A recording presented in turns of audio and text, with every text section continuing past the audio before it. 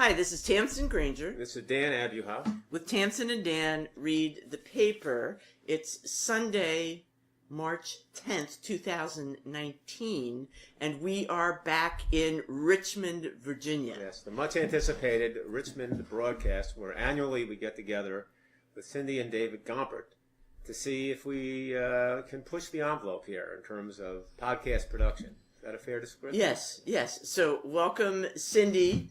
Hello. And David. Here we go. It's been another busy week. Yes. Including for me, a trip to the Beinecke Rare Book Library at Yale. Yes. With my buddies Kathy Easton and Leisha Walsh. And we went up to see a bunch of little exhibitions, all under the heading of Bibliomania. Okay, and we had a great time. First of all, the Beinecke building is fantastic. It has no windows. We arrived, when we finally found the building, I took one look at it and said, this is not my favorite building. Yeah. And by the time we left, it was my favorite building. I think that's a comment on you more than the Beinecke. I think that is, but I love to be surprised in that way. I love to come in with a negative attitude, and like visiting the Gomperts. That's right. No, the Gompert, it's the reverse. But go ahead. I interrupt. So anyway, it's a building with all these marble panels, translucent marble panels instead of windows, and that is because it's a rare book library, and so you don't want real light, nasty UV rays destroying the stuff. In the center, there's a core of the books. The books are all lined up, thousands of books, to the ceiling behind glass. And the exhibition was great. It was 4 little gems of exhibitions. One about the whole art of marbling, making those marble designs on paper, and the history of that going back to the 15th century. And then there was something that they called Habits Ancient and Modern. Basically, it was about a collection belonging to the Polone brothers in Italy from the 16th century. And what was fun about that was the 4 edges of the books were painted by a distant cousin of Titian. Of course, that's the way you sell it. Cesare Vecellio. So who painted this? There's a distant cousin of Titian. Distant, but a cousin of Titian, right? And anyway, the books were shelved in such a way so the bindings, the spines, were against the wall. So you could see the painting of so the edges were painted with decorations. And that was for a variety of reasons. Partially to preserve the books themselves. The bindings were important this way. Since they're against the wall, they don't get exposed to dust and abuse, etc. So those were beautiful. Then there was something called Collated and Perfect. Had to do with the obsession of the 18th century book collector Thomas Rawlinson and others, looking for perfect editions of books. Visually, that wasn't so exciting. I mean, really, finding the best edition of a particular, didn't knock my socks off. But then there was all the books in the world, exploring the passionate collecting and printing history of the legendary 19th century bibliomaniac Thomas Phillips, who collected everything. I mean, there were books from the 9th century. There were random lists from the 17th century. He wasn't related to Columbus, was he? Oh. No. Sorry. We'll get to Getting that. a little ahead we'll of get myself, to another All the Books in the World guy. You can imagine, we're going to come back to this. But anyway, if you could live through that. Yeah, what? After he died, it took over 100 years to disperse his collection. Why? Because there was so much just to sell. Everything he owned, just to organize everything he owned. We've been selling everything we own, and it'll take another. So you're right up there with the greats. Longer than 100 years. Yeah.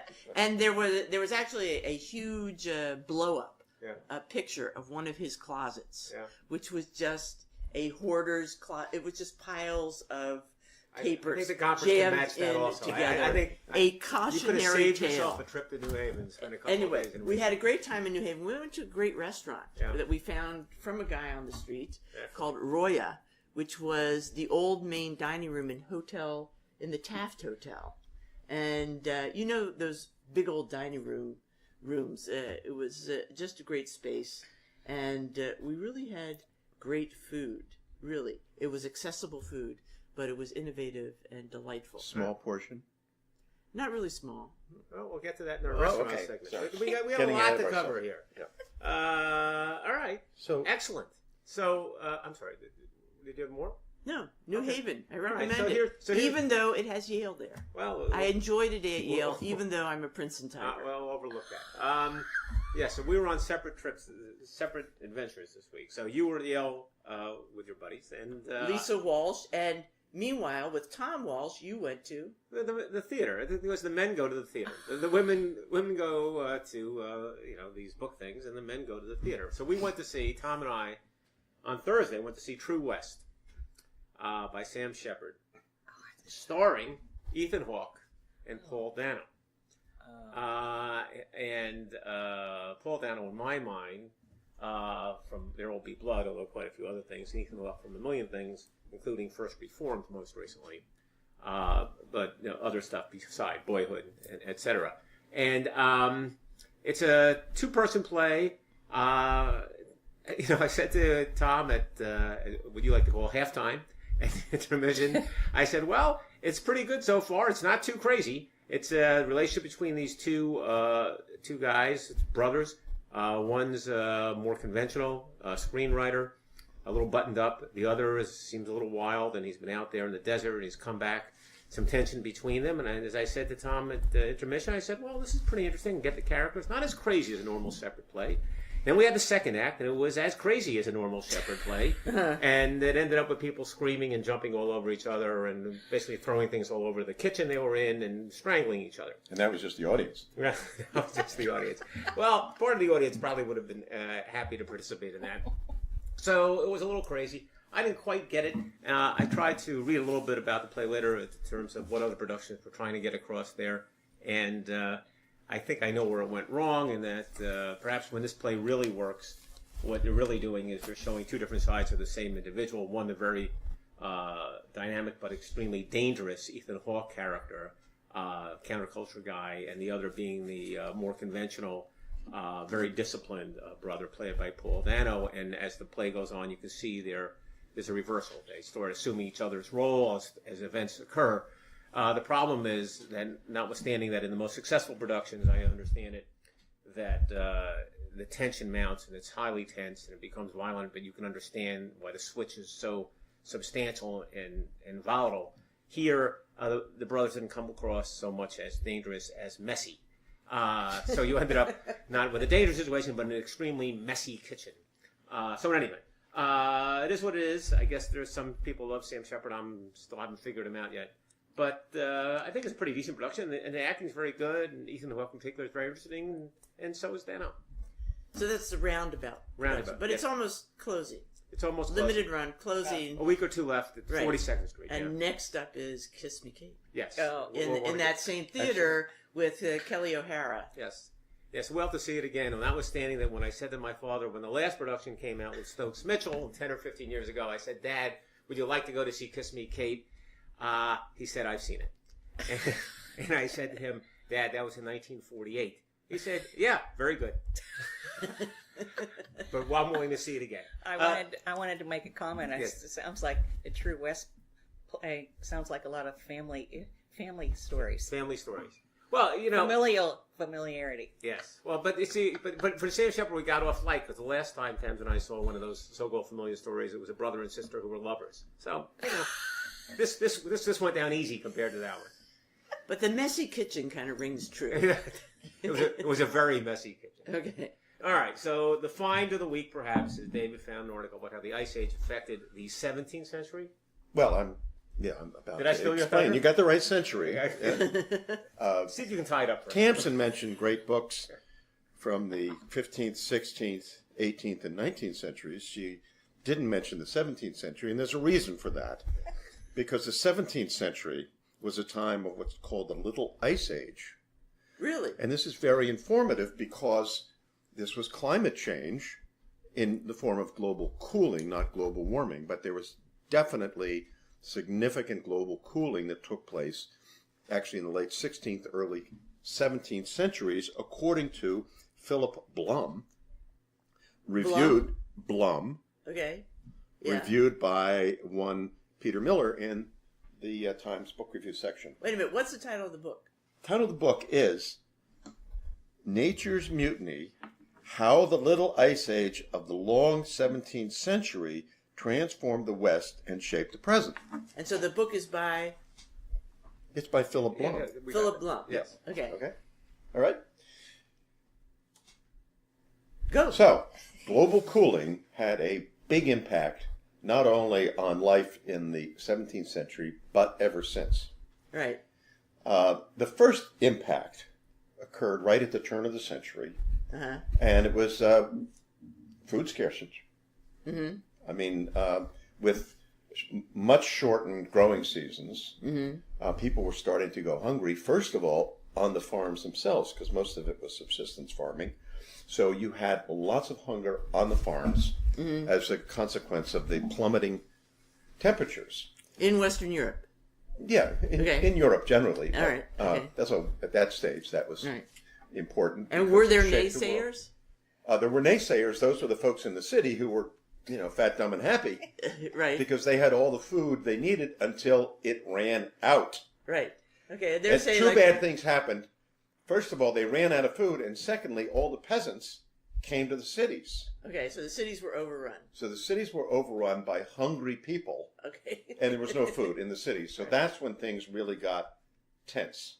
And the people at the top were still saying, "What is all this bull Let them eat about?"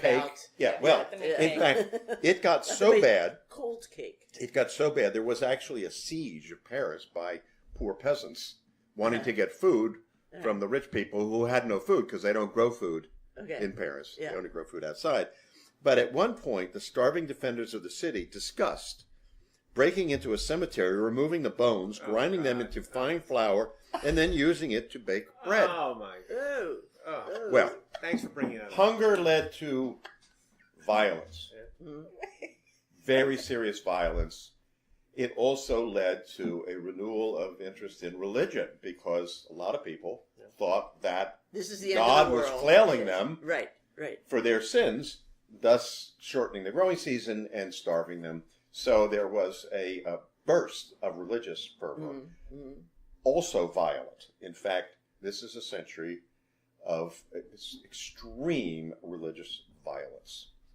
Catholic on Protestant, Protestant on Catholic. Well, does that relate at all to like Louis XIV persecuting Huguenots towards the end of the century? It might have, but it led more significantly to the 30 Years' War. Okay.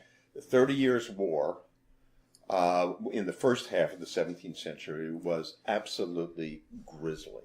And the religious fervor and feuding didn't recognize any national boundaries.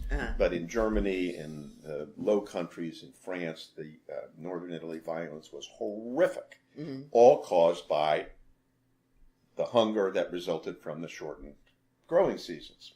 Okay. And just, if I may, extrapolate a little bit from this. This Yeah. evidently is not in the book, but it should have been. Yeah. The 30 Years' War was ended with the Peace of Westphalia. Right. Very significant. When the powers that be, those who were still alive, Yeah. said, we can't go through this again. Yeah. We need to establish sovereign boundaries of things called nation states. Ah, so this Until is then the there had- birth of the nation states. Until then, there had been no nation state. There Okay. were principalities and kingdoms and so on. Right. So they set up the nation state and established the principle that you are in control. You must be in control of your borders to be sovereign. And if you are sovereign, nobody can mess with you, but you can't mess with other sovereigns either. These basic principles of how international politics are supposed to work were established with the Treaty of Westphalia that ended the 30 Years' War that resulted from the famine and the religious fervor that started with the Little Ice Age. What caused There you have it. What caused the Ice Age? I think it global was caused by people not emitting enough carbon monoxide. What they didn't tell you about all the cars that were on the highways during those times of really destroying the ozone layer. Well, that's why they invented cars. No, they had too many Kind of cars. move up the emitments. All right, so that. Wait a minute. Did you Yeah. say emitments? Amendments. Wait a minute. Write that down. Okay. It's a word that's not used often enough. All right. If you can top that, be my guest. We're on to the restaurant segment. Speaking of All right, hunger. So wait a minute. It was a review. So, yay or nay on the book? Oh, nay. Well, it depends on how well you. If you're steeped in 17th century history, It's not I a good wouldn't book. bother.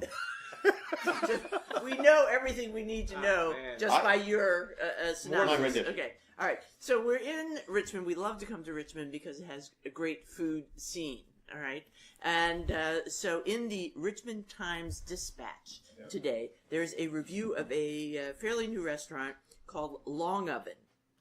All right. And this review by Justin Lowe says that though Richmond is fast becoming a major food city, some critics seem to resist the notion that a place like Long Oven should expect the same of us. In other words, going to the big multi-course tasting menu restaurants, and it says Richmond cannot be a big food city until we embrace those kinds of restaurants. And so he says Long Oven shouldn't be a hard sell. Opened last year in Scott's Addition, offering an otherworldly tasting menu for $110 per person, plus $55 for the wine tasting. This is going to lead to hunger among the peasants who are going to attack the cities, cause religious wars. Oh, man. Okay, sorry.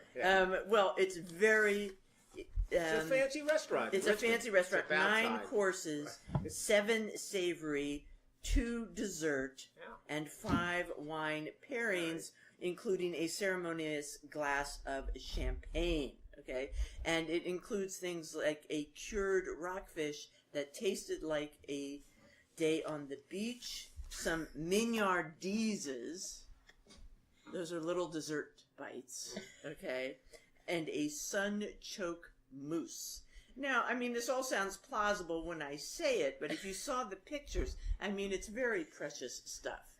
But you said this is in a cool neighborhood, Scott's It's Addition? the new and upcoming It's the industrial area. It's the Place the to be. frontier. And it's supposed to have a Nordic, Japanese, elegant vibe. Okay. Let's see. You're hungry The, an hour and a half after you've eaten? Here he describes the humble sunchoke brilliantly transformed into a spume of white cream. Ugh. Underneath lay hidden succulent rubies of shrimp and an emerald green drizzle of mint oil. The arrival of Long Oven marks an important moment in Richmond's evolution as a major food city. If we believe in the capacity of Richmond with its growing food scene to achieve great things, then we must embrace our city's world-class dining destinations like Long Oven, whose tasting menus are worth every penny. Okay, so as a matter of fact, so we went out to eat last night, and we kind of went to the opposite end of the spectrum. Yeah. We went to a very Several old-timey counties away from place. Richmond, actually.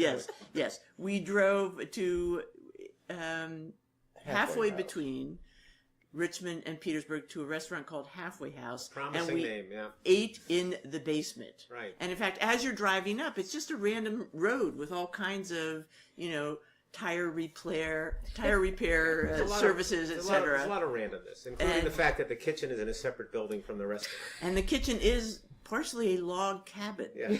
And this is a restaurant that was somehow involved in the Civil War. I mean, it goes back. And the menu... I believe it fed Grant's army during the 9-month siege of Petersburg. Well, possibly. It's the same menu, isn't it? let me It's just say- what we might call classics. If they're Right. feeding Grant's army, they were probably more crowded then during the Civil War than they were last night because it was a little light in terms of attendance. One other table, and they were driven away. But it was quite cozy. We there liked were it. fireplaces. Yes, it was a nice, cozy The food space. was really quite Traditional. good. And we were with people who We love. we tolerate. That's right. So I have- everything is available in Richmond. The new hip places. And what were you going to say, Cindy? I have to go back to Long Oven with this entree that tastes like a day at the beach. Yeah.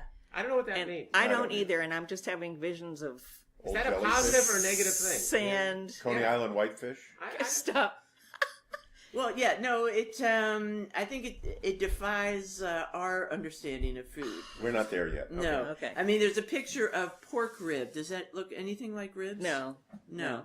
It actually looks a little bit like raw Listen, bacon. it's Yes. not for So- us. But the question is, does Richmond have a population that's going to get excited by that? Maybe they will. I think possibly. I think we have seen definitely Yeah, things are happening. things down there. in between those spectrums. Right. And Richmond, Just, when we just drive in the around, several years that you've come down That's here, right. you've yeah, seen and progress. the restaurants look terrific, That's all the- of them. the question So is- that's why we keep coming. And we're here so that you guys keep up. I mean, if not for us, you're going to go to the same tired places. We But you just- got to step up your game. When you're not here, she just gets in her sweat clothes every day and just gets in and out of bed and Oh, that's a nice thing doesn't to say. fix meals and then Moving right along. That's too much information, but yeah. Okay, now I think here it is. This is what David was referring to earlier when I was talking about all the books in the world. Can you believe that Christopher Columbus had a son named Hernando? All right, You can stop right there. illegitimate son. Is that right? But he acknowledges him Oh, really? later. All right, and he was a librarian. Okay? I mean, that's one of those things. You look at your dad, and he's pretty much conquering the world, and you say, what can I do? To avoid That's right. to avoid what he does. Well, to And just to have my irritate the own. hell out of 'em. Have my, Yeah. what will my niche be? Yeah. And it will be the library. his And, father's niche was discovering the new world. right. That's right. And he's going to discover all the books. This is a review in the Wall Street Journal of the catalog of shipwrecked books by Edward Wilson Lee. And it's a review by Ernest Hilbert. And it talks about, this is a great story. Hernando, very well educated, and actually works a little bit in the Spanish courts of Isabella. Right? Yeah. And he showed promise as a list maker extraordinaire. There Yeah. you go. Well, this is just interesting. He sets out to try to organize all the knowledge in the world, okay? In other words, as David puts it, he basically was Google Right. before there was Google. Before there were computers. Okay? That's right. He is really the 15th century version of Google. And he trying to buy all the books. He buys an enormous amount of books in Venice, 20,000 books that actually end up at the bottom of the Bay of Naples. I'm exaggerating. 1,600 books that end up at the bottom of the Bay of Naples. And one of the things he's trying to do is really organize all this information. It's one thing to own a big bunch of books, like our buddy Phillips in the Yale exhibition. It's another thing to try to organize all this data. And so he really aspires to that, and he comes up with a way of organizing them using hieroglyphs. Oh, God. And a little bit hard to understand. Anyway, it's pretty fascinating. A lot of his books were lost. Once he dies, the books are kind of lost to the Inquisition. Not fond of certain books, right? Not to mention the Little Ice Age. Okay. Yeah. And then because of floods. there you So go. out of the 20,000 or more books that he ended up with, less than 4,000 come down to us today. I mean, he was very mindful of all the great libraries that were destroyed during, by Visigoths, etc. Over time. He had quite he had a security system. You could look at the books, all right? This is a little bit nicer than the Beneke system. You could look at the books, but in order to handle them, you stood behind bars and you reached your arms through the bars to the books on the other side to manipulate them. Wow. So anyway, this is Hernando Columbus. Who knew? Now, and I, as an aside here, was it something like Osiris? Osiris? Yeah. Osiris.1.a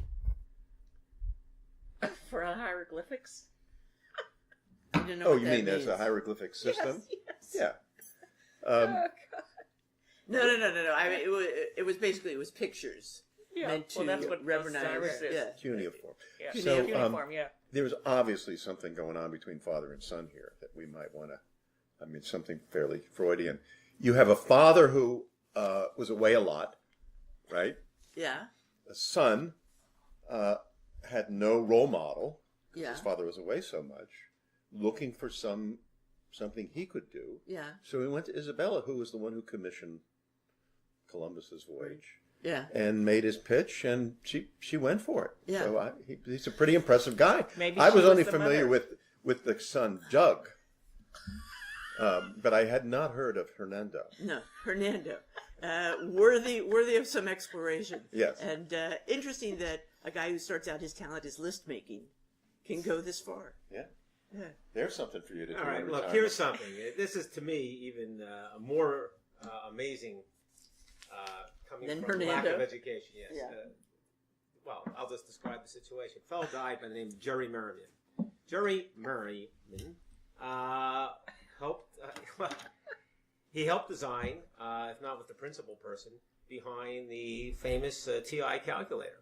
And Texas Instruments. Texas Yeah. Instruments. Yeah. So what happens is that he's part of a team that in the mid-1960s, the powers that be at Texas Instrument go to a bunch of guys and say, we want you to build a calculator that fits in the palm of a hand. Get out. Right. No, that they just say this is a project. It's about the same time that Kennedy was saying, let's go to the moon. I'm giving you 7 years. At Texas Instrument, the team is being brought in to build a calculator. And he grew up a kind of a tinkerer, right? I'll get to Oh, that you're in a going to get to second. that. Okay. Okay. And sure enough, they do. They do. Yeah. They sit around. One guy's a Nobel Prize winner as part of the team, later Nobel Prize winner. The other, huge background in education. And there's Jerry Merryman. And who is Jerry? Jerry's a guy who didn't get any real education. Certainly didn't go to college. It's not clear he finished high school. But he's a guy who grew up tinkering with things, as Tamsen said a moment ago. That's his thing. So as a child, born in 1932, he's in a small town of Hearn, Texas. He likes to take things apart. He takes clocks apart and he puts them together. And I was talking to somebody the other day about my famous job rewiring the stereo. They said, "Well, that's how people do that." I knew you were going People who were kids who took things apart, put them together, they just could do that. Well, he could do that. Then he started taking radios apart and putting them together. So he's in a small town in Texas, and he's the kind of thing that people know about. They know that Jerry, he didn't go to school, but he can do stuff. So he would be in the movies, at the movies, and there would be, if the police had a problem with their radio, they'd pull him out of the movies. They'd say, Jerry, we can't work the radio. What the heck's going on? And he would come over, this kid, and he'd fix the radio. Well, word gets around in Texas, and before you know it, he's on the Texas Instrument team, and he helps build the Texas Instrument calculator. So they come up with this calculator, which I'm sure you folks all remember. When this was first developed, it was kind of amazing. It came up in like 1970 with the first real model. It cost $400, which in terms of today's money would have been $2,600. All right, and what could it do? It could do the same thing that a $2 calculator that you could buy at the supermarket can do today. And yet people went crazy. They did. said, Well, listen. I remember when I was a freshman at Princeton in the 70s. Right. One of my roommates from Texas, Yeah. her dad owned a typewriter business. She brought back with her at Thanksgiving. After Thanksgiving break, she brought back an adding machine with her. Big old giant adding machine that plugged in. She was the most popular girl on campus. Yeah. Everybody was coming, all the math majors were coming over to use that. But are you okay? sure it was the adding machine that led to this popularity? I could tell. As a matter of That's fact, the there's a funny- story no, no, there. no. Listen. We're not going to go into that. She was very attractive. Exactly. Yeah. But Would you like to come see my adding machine? everybody's interest really perked up once she brought back the Yeah, adding that's it. machine. Tamsen was a young girl from a small And- town. Tamsen thought it was the adding machine. And then a couple years later, we're buying the TI whatever. Yeah. Yeah. TI 400. And Yeah. for a fair amount of money, not $400, Yeah. but within, I mean, that was in the 60s. No, it was like $200. Yeah, and by everybody the needed. 70s, yeah. You could only take certain courses if you had a certain TI model. The professors would say you needed the TI blankety blank to take the course. Right. But the point is, It couldn't do very much, and by the time our kids were all going to high school, right? I could do a lot. Did sine and the cosine. calculators could do The anything. deal Square is, roots. well, the amazing thing about this is that He changed the world. well, first of all, that he changed the world. You could make an argument. First of all, why did they do this? Because Texas Instrument wanted to develop uses for the integrated circuit, and they said, "Well, here's something. The integrated circuit might be good for this. Who knows?" And it turns out there is something to integrated circuits. That's number one. Number two is we can argue about whether this is more important or had more impact than actually going to the moon, which was the parallel project going on at the same time. I know where I stand on Yes, that. you're with the calculator, and And as we were saying last night, everything that's in your phone now can be in the size of a goes to the fingernail. integrated circuit. Yeah. And number three, And it's just as big as it is, so we can feel comfortable holding. and the third thing, it's this kid Yeah. who took apart clocks. Self-taught. Exactly. It was the beginning of the end of the slide rule. Yeah, and there was that too. was it. And the abacus. There was a big And the company. abacus, yeah. Well, thank mean, God for I was- that, was because I thinking of a tried handheld- desperately to. A understand. handheld abacus I is know. just I was thinking slow. about All right, so this is talking about trying. You can't top that. You have this article about sunglasses. It's not. I'm really, not trying to top it. I think this That's is more. actually very unsettling. All right. go ahead. Evidently, there is a tiny sunglasses craze, Yeah. which at first glance was thought to have begun last November when Puerto Rican rapper Bad Bunny appeared on stage with tiny, tiny sunglasses so minute that they could barely shield his pupils. And people said, wow, this is a new thing, Right. a trend waiting to happen. Yeah. Until somebody said, hey, hold on. Back in 2017, Rihanna was wearing sunglasses so small that they've been compared to twin Tic Tacs.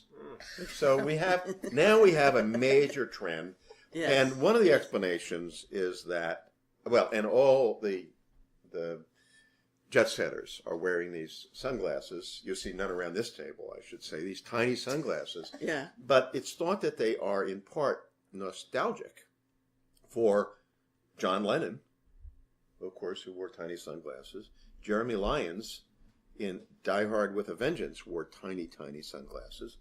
And Yeah. Well, it just comes down to money, doesn't it? We gotta gotta move the more people who are merchandise. selling the sunglasses Yeah. got to get you to buy new ones somehow. Yeah. but here's the deal. The current resurgence of tiny sunglasses reflects an infatuation with everything 1990s. I wasn't familiar with that infatuation. Were you? Yes, I do. I You're remember. infatu- I remember being in my shop and having people from Cranberry Neck Road walk in With tiny with sunglasses? tiny sunglasses. I said, "What is that?" Well, the That's other an thing, interesting look. evidently, the other sort of throwback fashion item is the chunky white athletic sneakers, the washed out jeans. They had their origins in the 90s. And, of course, the legendary rugby shirts. So, here's the problem. This is all for the beautiful people. Yeah. Because other people say, well, I don't really relate to that. They're stars. They're not like us. They can get away with wearing tiny sunglasses, and also they're beautiful, so they want to shield the least amount of face that they No, can. I think you're wrong. I think this is all about the hoarder, because these are all things that were in style many times over the last several decades. And if you just hang on to those old Well, jeans, there's that. you We- hang on. we to probably old have a glasses. lot to I mean, I just So- say it's the cycle of fashion. Yeah. Typical. But the thing is, that's why you can't throw anything away, because it's Oh, going to don't say that in this Style. house. Yeah, there's a- That's the wrong but thing to but say. just to conclude, Yeah, boy. That was the This- absolute. What? Yeah. this craze has spilled over into ordinary mainstream America. Yeah. Where men in particular now, ordinary, not beautiful people, men, are coming in and ordering ridiculously small sunglasses. Oh, I'm glad that was small. Sunglasses. Yes, right. There was a hesitation there. Yes.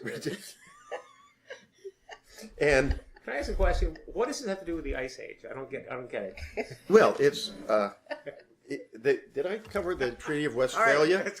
The nation state. If it hadn't been for the nation state, Moving right along. All right, we're gonna be here all night, and there's a storm coming. Yeah. In the Wall Street Journal, Yes. a review of a book called Monument Man by Harold Holzer. Well, it's easy for you to say. And it's the story of the sculptor, the American sculptor, the life and the art of Daniel Chester French, who gave us the huge Abraham Lincoln in the Lincoln Memorial. Yeah, well, that's a big deal. And Something.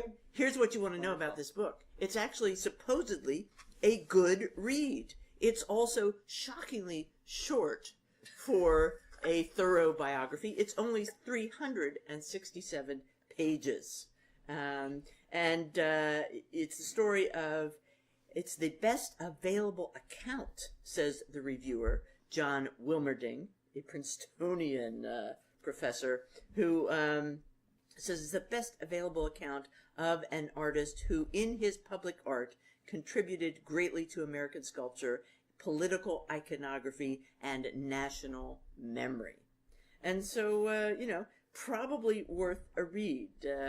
He starts out, one of his early famous works is The Minuteman, right? A full-size rendering of a standing figure in Concord. bronze. In Concord. Yeah. Concord, New Hampshire? And so, anyway, Concord, Massachusetts. Massachusetts. Sorry. when he Concord, New Hampshire. Yeah. And I said Yeah. yes. Concord, New Hampshire, where they had the Boston Tea Party. when he gets the Yeah. when he gets the Lincoln Commission, Yeah. it's a huge project.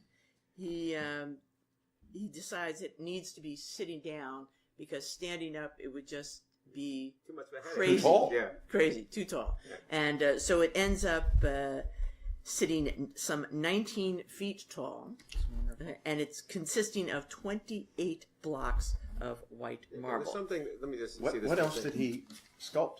Did they mention? Yeah, Yeah, quite a few. they mention. The Minuteman. Right, No, there's a other list ones. there. Yeah, You're, and somebody took away the paper. Must have been Dan. If he's not interested, he just No, snatches. I was looking at it. Oh, you know what he did? He did a portrait of John Harvard for Harvard. Okay, yeah. Okay? But no one knew what he looked like. So keep your hands off of this. So he made it up. Yeah. He made up what Mr. Harvard looked like. Well, that's okay? good. But then later he does Alma Mater for Columbia. You know, Oh, really? You know, there's the big seated Yeah, I female do know figure that, right, in the Yes, courtyard, you do. yeah. Okay, so he's did a lot of famous stuff. for a variety of projects, incling Nassau the Hall? Republic, the personification of the Republic that was in the what was it? The Chicago World's Fair. A marvelous gilded female figure that later is lost in a fire. Right. Do you want this? What are you going to do with it? Nothing. He had some great quote about what is it about Lincoln's expression that he was seeking to achieve. It's wonderful. Yes, I'll find it. You can go on to the next story here. But it was something like With the description of the yes, face and the yes, hands. it was job done, triumphant. Something. Yeah. Like that. No. It's Yeah, no, it's a good quote. work over, victory his. There you go. Okay. Well, that's we all Okay. live by that motto. All right, moving right along. Yes. Just a little squib about the estate of Melvin Simon, and he's the guy who basically invented malls. Right. And one of his last big projects was the Mall of America. Okay, Hold on. So hold him Malls responsible. were invented? I They were thought they invented. just evolved. No. He when he died in 2009 at 82, he was worth $1.3 million. And he had a marvelous estate in Carmel, Indiana, where the main house was over 50,000 square feet. Yeah, and he was And only worth $1 million? 1.2 billion, No, 1.3 billion. billion. You said million. Oh, billion. Well, That happens. okay, We got it now. we got it. Okay, He's loaded. 1.3 billion with a B. His widow recently left it to the Great American Songbook Foundation, founded by your friend and mine, Michael Feinstein. There you Oh, go. yeah, excellent. Yeah. Not to be Five-time confused with Grammy John Feinstein. nominee. No. No, Yeah. Michael Feinstein. So Michael And, the idea of Michael Feinstein being in charge of $1 billion is frightening. So I guess some people were thinking maybe it would actually serve as the Songbook Museum, Right. but not so. They're going to sell it, raise money to support the foundation. And in case you're wondering, the widow put no restrictions on her donation. What happened to the shopping centers? Were they killed in some sort of extinction They're dying from out. I think asteroid? He sold his. He got out at the right time. Yeah. No, but there were shopping centers, Yeah. and then there were malls, and I always Right. assumed Is that the- that it was the same species evolving. But you're saying no. No. That Well, some- malls are covered, Yeah, as opposed to strip malls. are covered. Look, the Oh, strip I mall. got you. The strip mall goes back to the ancient Greeks, the Stoa, right? Okay, yeah. And so it's nothing new.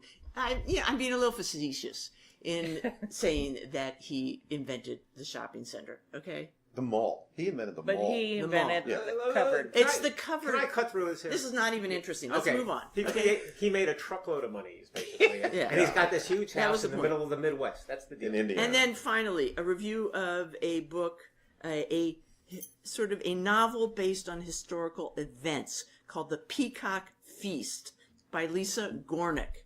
And this starts out introducing Louis Tiffany, right? Louis C. Tiffany. Comfort. Yes, Louis Comfort Tiffany, who actually dynamited the breakwater below his 588-acre estate in Oyster Bay, destroying the beach. So the town of Oyster Bay had intended to make a public beach down there. Before they could do it, he dynamited he was it. not a very nice person. He felt it was his property. The courts disagreed. That's what you're saying. That's what I So said earlier. anyway, I thought that was interesting and revealing about Tiffany. She goes on to write a story about him and his flamboyant 84-room Oyster Bay mansion, that takes off from a party that he threw, okay, which consisted, part of the spectacle of this party consisted of his daughters processing into the dining room,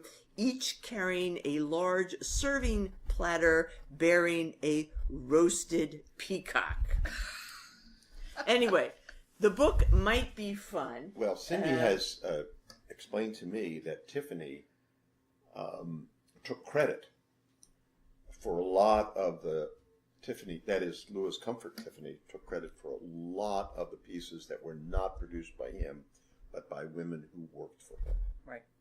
I mean, Yeah, well, does that bother you? Because it's not like Raphael painted everything that's in the Vatican Palace, Well, okay? He no, had I'm just a jumping on the workshop. bandwagon here. He blew up the No. beach. No, but the No. bad part was that their work was so wonderful, and I think Clara Driscoll was one of the main ones, and she finally, I forget when this was, but she won an award for something that had been entered into a contest in Europe. And this that's is when- the year of the woman, so I do think we ought and to that's when she recognize. finally got some recognition. Right, but I'm just saying, Yeah. there are a lot of people, she at least is getting recognition. That's okay? right. But there are a lot of great artists working in the workshops of Giotto, Raphael, Caravaggio, all these Right. different people Yeah, have we were- workshops. Cindy and I were in the Brooklyn Museum of Art Yeah. not long ago, and we saw a painting of slaves, fugitive slaves, on a horseback. Man riding, young girl in his lap, the woman behind looking over her shoulder. It's a haunting, haunting painting. It also, that same painting is in the Virginia Museum of Fine Arts right here in Richmond. It's the same painting. They're both originals. Yeah. He painted the same painting twice. Who's he now? We talking about? We forget who the artist was. The artist was Homer. Was Homer. it a Winslow Homer? Yeah. Yeah, it looked like Again, throughout history, it never bothered great artists to do a do-over. Yeah. Leonardo da Vinci, for instance, with Madonna of the Rocks, does it twice. There's Okay, one in there the you go. Louvre, and there's one in I learned something the every year. British Museum. Every year. That's right. You can't. On your birthday. Exactly. You were wandering into very difficult waters with Tamsen. David, just like with small sunglasses, there's nothing new under the sun. Well, there is, as a matter of fact. Here we go. You're perfect leading. Yeah. This is a remarkable coincidence that not just one, but two Mets catchers have had LASIK surgery in order to improve their game. Yeah. Tomas Nido was catching. Noah Syndergaard. Noah Syndergaard can throw a ball 102 miles an hour, and he did. But as he was winding up, a strong wind came up and blew poor Tomas Nido's contact lens off. All right. So, this same strong wind actually moved the fastball that's coming in at 102 miles an hour. Yeah. And Nido said he had absolutely no idea where it was the going ball was. because he had impaired vision, and the ball was moving anyway. Yeah. So after that, he decided he'd had enough contact lenses because I don't know how frequently the wind blowing his contact lenses off during a pitch was occurring, but once was bad enough. Right. It had dire results. Small probability, high consequence. Okay? Yeah. So he had LASIK surgery and Problem solved? Problem solved. Victory. So not only was his catching much safer, but his batting improved. This was a 161 batter. Yeah. In one game, he hits a double. No, all right, go ahead, finish. Yeah. He hits a double. He slides into second base, and the second baseman said, "Well, that's pretty impressive. I never saw you hit a double before." And you know how sometimes you see the ball players talking to each other and you wonder what they're saying? Yeah. This was the conversation. He said, "How did you do that?" And he said, "I had LASIK surgery." And the infielder said, "Well, that's pretty impressive." And he said that he was thinking about having the same operation himself, and evidently went on to do. Yes, but a second Met catcher, Wilson Ramos, who's a very good catcher, though he wasn't nearly as good until he had LASIK surgery. He had LASIK surgery too, I think, following in the footsteps of Nido, who was competing for the job. So once Nido got the LASIK surgery, Wilson Ramos did too, and his batting average went up by 78 points with the LASIK surgery. So is this a win-win for the Mets? I think that wraps it up. No. Here, let me. All right, since I'm a Met fan. Number one, Wilson Ramos. Here we go. Wilson Ramos had the surgery way before Nido. Well, Wilson Ramos has been an excellent hitter for years. Number three, as a former catcher, when someone throws a pitch, if the wind blows your contact lens, it doesn't make any difference. In the split second it takes for the ball to get there, you're not moving the glove. Hold on. But evidently it did to Nido. No. Wait, how many 102 mile an hour pitches have you caught? More than you'd think. But here's my point. You're quoting the New York Times sports section. Shame on you. I mean, they have no idea what's going on. No, that's true. But I will close by making a couple observations about the Mets, because I do think you came up with an important point about the Mets. A lot of teams during the offseason make a big splash or try to make a big splash by spending a lot of money signing free agents. Bryce Harper, as you know, is now leaving the Washington team. He's going to Philly for an average of $30 million a year. Manny Machado, $30 million a year, etc. That's not the Mets game. The Mets are turning their fortunes around by a lot of incremental measures. Like LASIK surgery. Other teams look outside. Mets look within. They're inside the box. They say, here's a guy, Nido, who I can tell you honestly can't hit a lick. Okay? And notwithstanding his fabulous conversations with people at second base, can't hit at all. Probably has never been to second base before, meeting new people. But my point is that a team can't hit, can't do anything, and they say, how are we going to get better? You. Well, get your eyes examined, right? That's number one. Number two, just a couple things is going to put them over the top. Jose Canseco has now written the Mets and says that he can improve Tim Tebow's baseball skills. I thought he was playing for the Newark Bears. Who? Tebow? Canseco. I don't know what he's doing, but he says, look, at the age of 55, I can, hit a ball 450 yards. He plays softball. I can make Tim Tebow a fantastic hitter. Well, yeah. The same way he made himself a fantastic hitter. He was juiced up. All right, wait a second. There's more. There's two more left. There's Dominic Smith, again, trying to look within the organization. Mm-hmm. They say, guy can't hit, can't field, looks terrible. Sleep apnea. Instead of spending $30 million a year, $28 for a sleep apnea device. The guy is hitting like He was nobody's experiencing business. apnea during. No, Oh. at night. Oh, I see. According to him. So he was tired. According to Dominic Smith, he gave very specific interview on this point. He said when he saw a 95-mile-per-hour fastball, when he was in trouble sleeping, it looked like 103. Now he's sleeping, and it looks like 95, Yeah. and he's He hitting the still ball like can't hit nobody's it. business. But all these are small steps compared to the one big step the Mets have taken to improve the team, and it's a change in attitude. And I bring it to your attention because you're sort of a Yankee fan. Sort of. And you're thinking, wow, we have teams loaded. We got Judge. We got, whoever. Stanton, fantastic team. Led, record in home runs for the Yankees last year. 267. They're going to be fantastic. And again, here's what they're missing. The Mets ahead of the curve, all right? The Mets have come up with a culture change that's based on a new slogan. The new slogan is a takeoff on the word mindset. The Mets have now adopted the slogan, the Mets mindset, and have signs all over the complex down there in Florida, and also they have T-shirts for various players of the team. It does the Mets beg the mindset. question, what is And the I'm Mets now going to mindset? tell you. Okay. They have now, and they published this. I'm surprised they made it public because it's very easy. Have they for other informed the teams. players? They have. They keep driving this in. Turns out every letter of the word mindset stands for something else. All right? So I'll give you an opportunity to tell me what you think it is. So M, for example. What does M in mindset mean for the Mets. No. M stands for mental toughness. Okay. All right? Right? Yes, mindset. I is... Integrity. That's good, but no. To improve every day. N... Let's just go through them, okay? And Wrap it up, please. N is for no excuses. D is for dominate. Okay? S is for... Sympathy. No. S is for selflessness. E is for excellence. Or SE is for self-examination. And T is for total commitment. So I think we all have a lot to look forward to for the Mets season next year, don't you think? As much as ever. As much as Now, ever. and I have to say something. I'm very concerned about this LASIK issue Yeah. because it's going to be something like, well, he's not on drugs, but he had LASIK done. Yeah, you're right. There could be an asterisk. I'm right. sorry, can't get into the Hall of Fame. He had LASIK surgery. No, he had LASIK surgery, so he's at an advantage. Let me tell you All right. something. Let What me about tell all you, these poor people that that's can't what's afford called a nice problem to have. I don't think Thomas Nito is going to be the test case for whether someone should be kept out of the Hall of Fame because they had LASIK surgery. Well, I'm seeing this coming.